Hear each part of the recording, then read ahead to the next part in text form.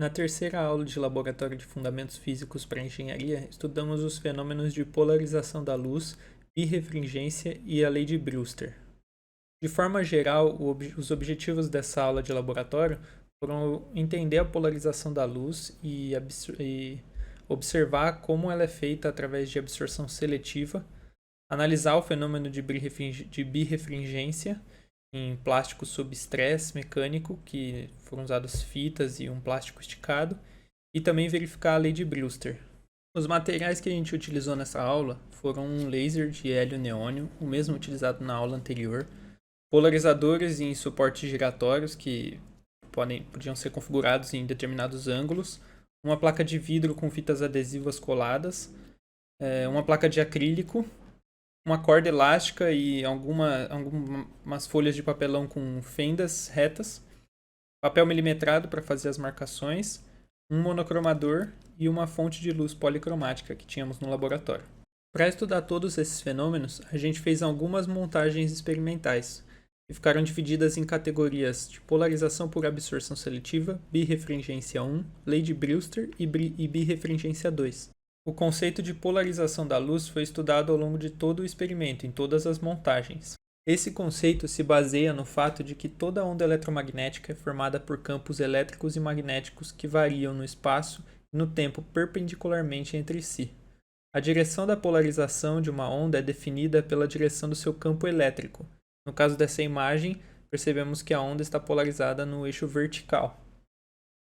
Fontes de luz como a lâmpada ou o sol são originadas por um grande número de radiadores independentes que emitem ondas polarizadas em várias direções.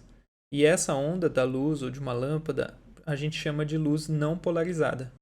Essa luz, composta por várias componentes polarizadas em diferentes direções, pode ser filtrada por um instrumento chamado filtro polarizador, que permite a passagem apenas das componentes dessa luz que estão alinhadas com a direção desse.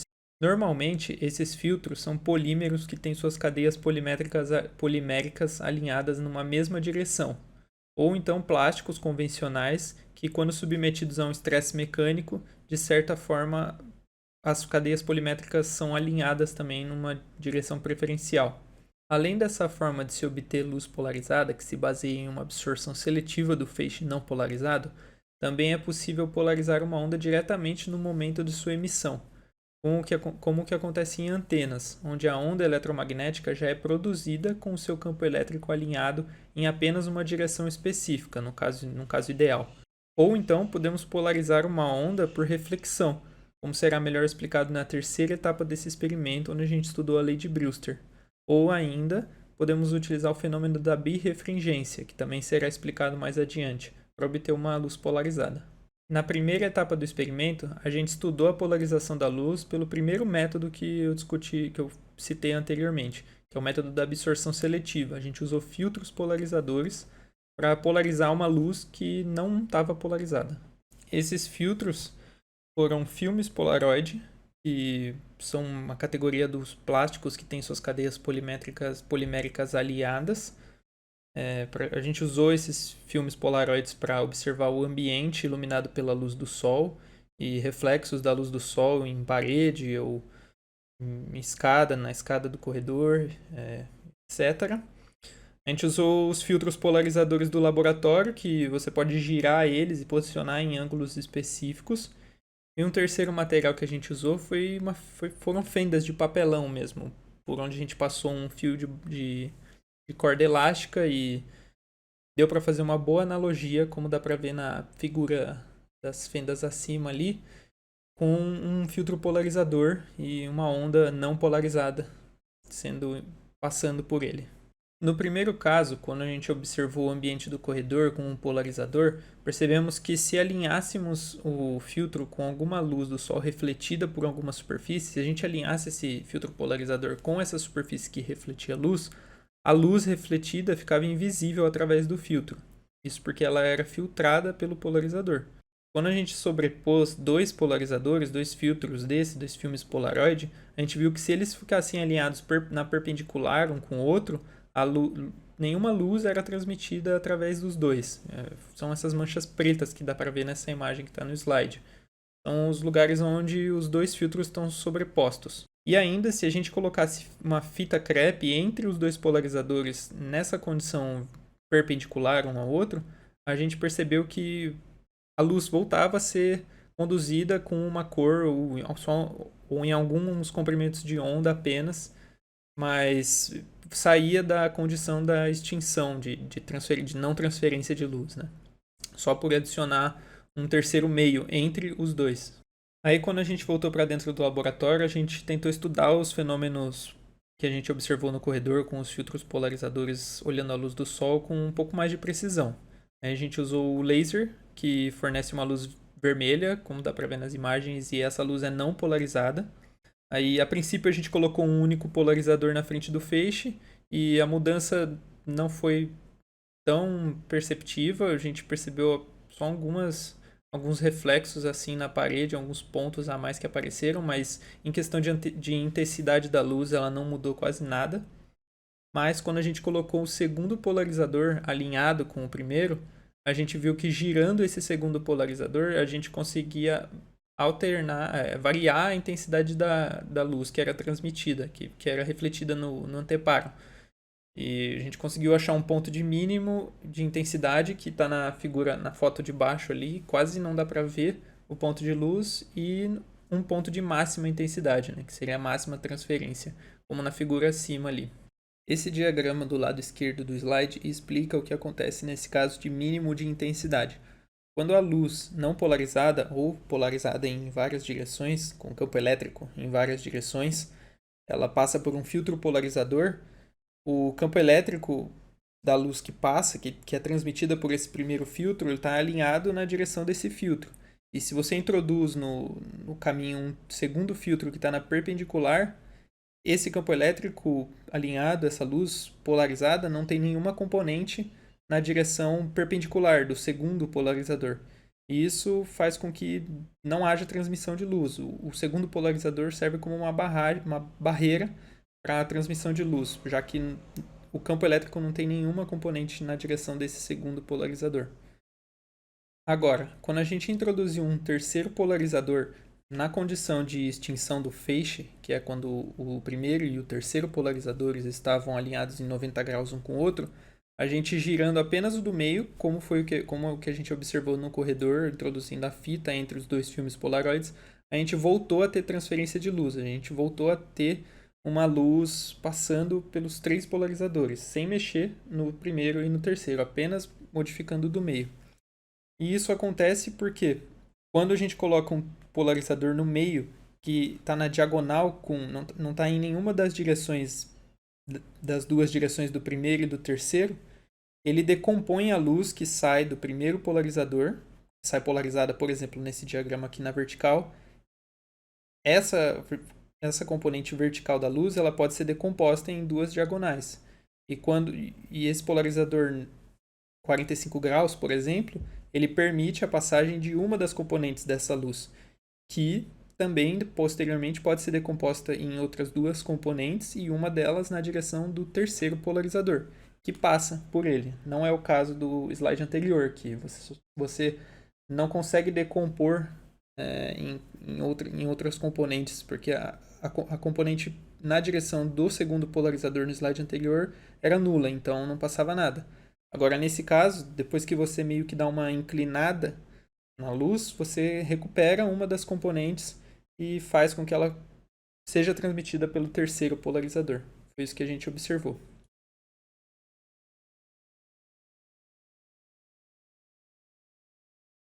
Num terceiro momento dessa etapa do experimento, para entender melhor o fenômeno da polarização, a gente fez a analogia com a corda elástica e algumas fendas de papelão. Primeiro a gente girou essa corda elástica, passando ela por uma fenda de papelão em todas as direções, e viu que o único movimento observado depois da fenda era um movimento na vertical.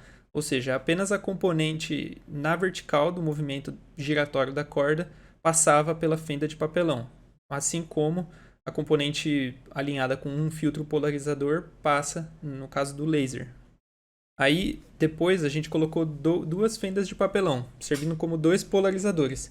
E a gente viu que se a gente alinhasse eles, havia condução normal do movimento da corda. Agora, quando a gente colocava eles em perpendicular um com o outro, a corda depois do segundo polarizador quase não mexia.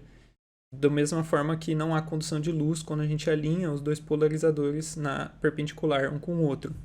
E no terceiro caso, a gente introduziu um polarizador ou uma fenda de papelão no meio dos dois polarizadores que estavam na condição de extinção, né, de não movimento, de não transferência. E quando a gente girou ele, a gente percebeu que nos momentos em que ele estava na diagonal ou não estava alinhado com nenhum do primeiro ou terceiro polarizadores, havia condução, havia movimento na corda depois do terceiro polarizador.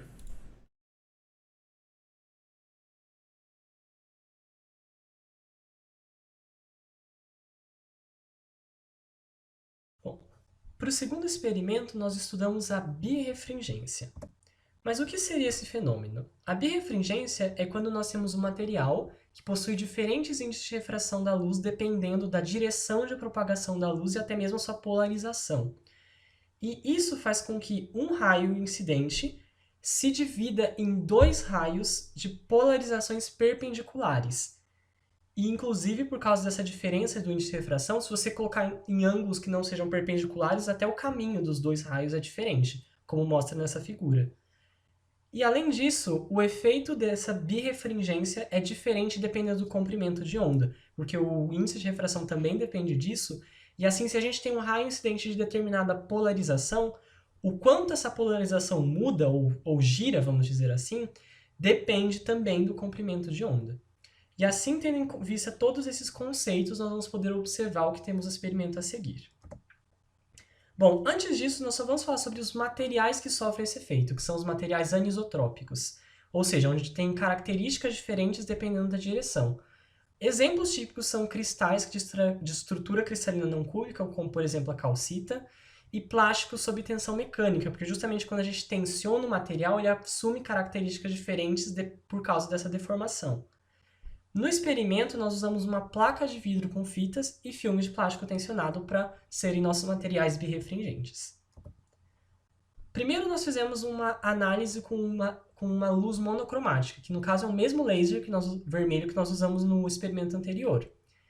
Aqui nós primeiro extinguimos a luz, como já foi visto, com os polarizadores postos de forma perpendicular, né, com as polarizações perpendiculares.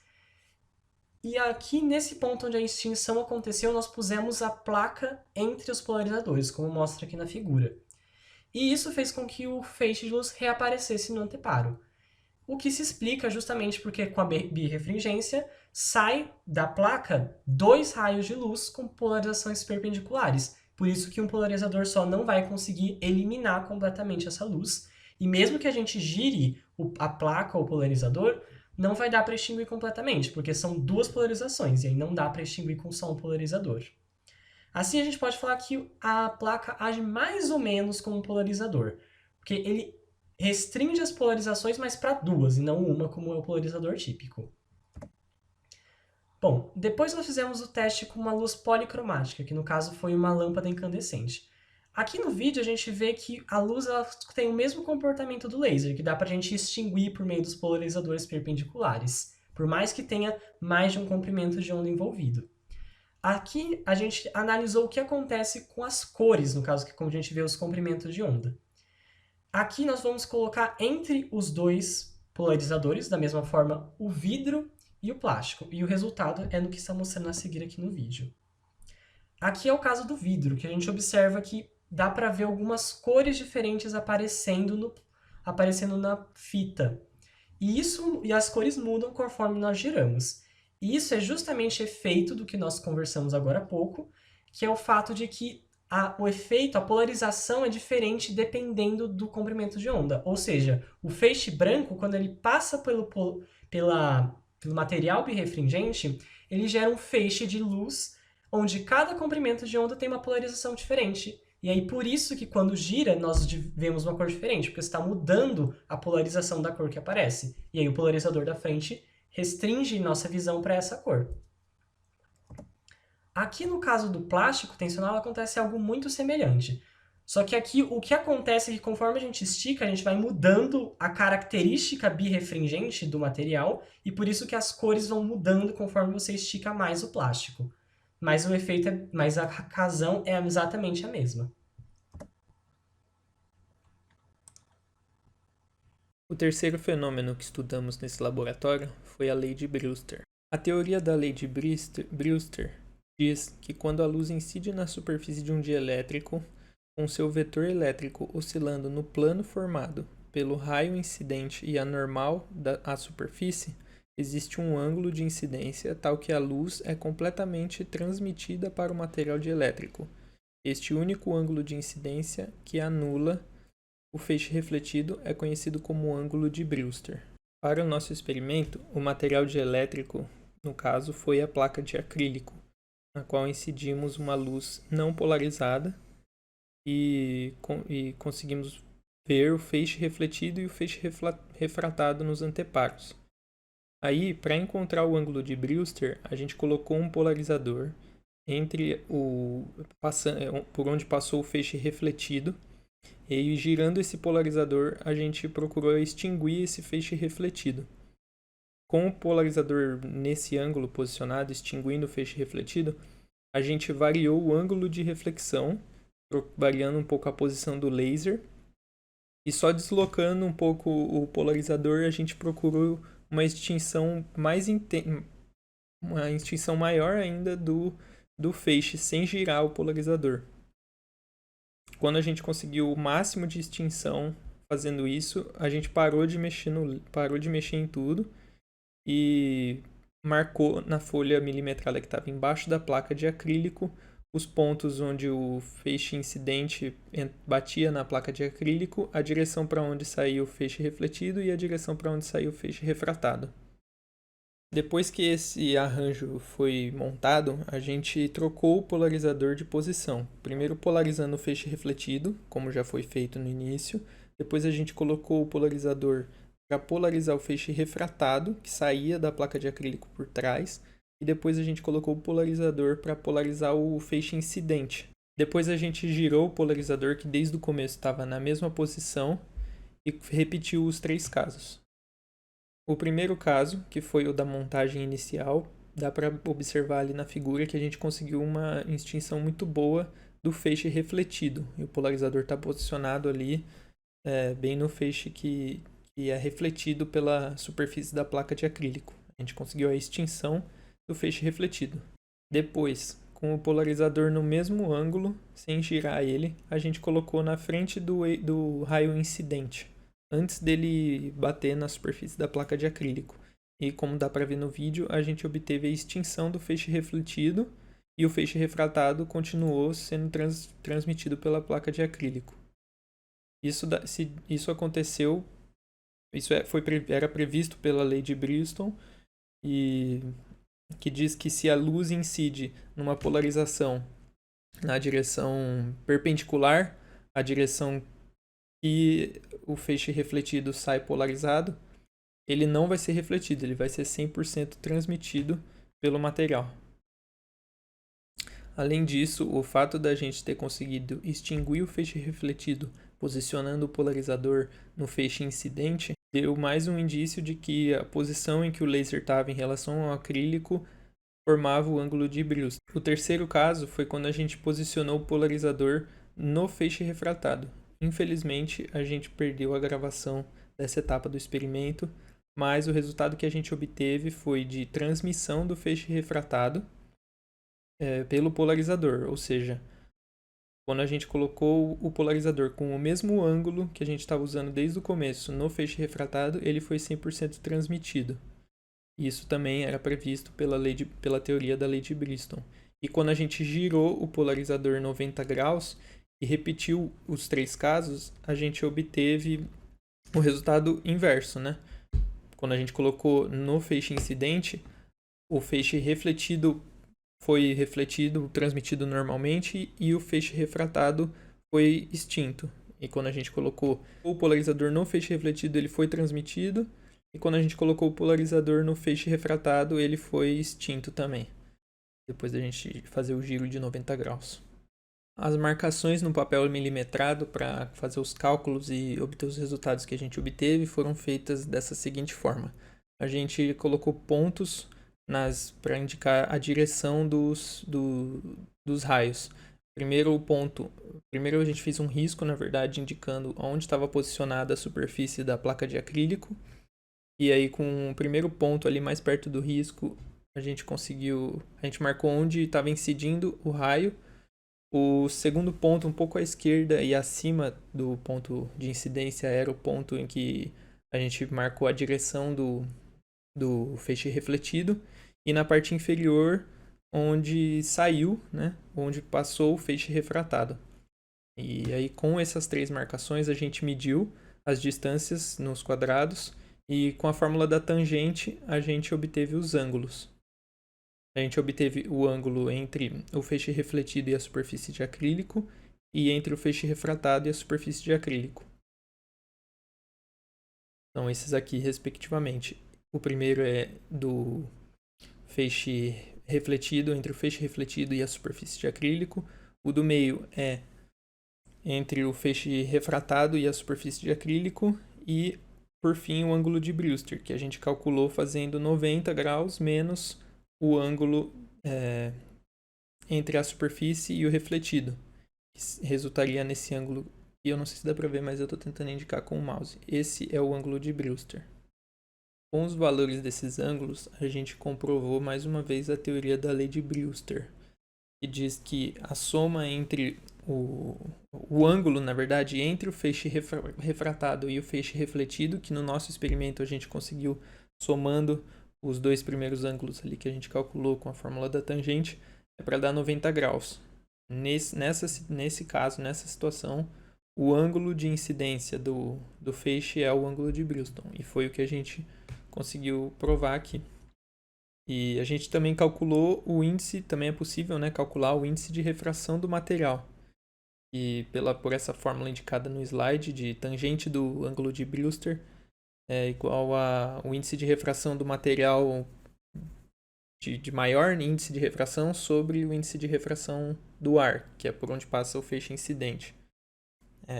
Aí a gente fazendo os cálculos direitinho, com 56,31 graus, que foi o valor que a gente encontrou para o ângulo de Brewster, a gente chegou em 1,5 para o índice de refração do acrílico. Para o último experimento, nós vamos voltar agora a falar sobre a birrefringência. A montagem é bem semelhante ao que nós já fizemos no experimento 2, só que agora nós temos um monocromador, além das fontes de luz incandescente, policromática também, os polarizadores e a placa de vidro com fitas, que é exatamente a mesma. Aqui o monocromador serve para a gente extrair dessa luz policromática um comprimento de onda específico que a gente pode regular. E vai ser isso que a gente vai usar para analisar. Primeiramente, a gente colocou tudo igual nessa figura, exceto que a gente não colocou a placa de vidro ainda. Então, nesse momento inicial, a gente colocou os polarizadores de modo que eles extinguam a luz, ou seja, que eles estão com a polarização perpendicular novamente. E aí nós vamos colocar a placa de vidro com as fitas no intervalo entre os dois, aí no meio. E da mesma forma que a gente viu no experimento 2 da birrefringência, acontece a mesma coisa, porque como o monocromador vai gerar um feixe de luz monocromático e vai passar pelo mesmo aparato do outro experimento, vai acontecer a mesma coisa, que vai reaparecer o feixe monocromático por causa da divisão do raio de luz em dois, mesmo que estivesse na posição de extinção da luz, e girar o polarizador e a placa também da mesma forma, só vai mudar um pouco a intensidade, mas não vai extinguir os feixes. Mas o que acontece se a gente deixar a configuração desse jeito e mudar o comprimento de onda dessa luz monocromática? E é exatamente isso que a gente viu aqui que está mostrando nesse vídeo. Que aí você percebe que inicialmente tem uma certa intensidade, mas que mudar o comprimento de onda, aqui por exemplo na luz vermelha, amarela, vai aumentando a intensidade luminosa. Só que aí depois, quando a gente vai aumentando ainda mais, vai voltando a ficar escuro. Ou seja, a gente consegue ver claramente que o comprimento de onda vai influenciar na intensidade da luz que a gente vê por meio desse aparato. E por que isso acontece?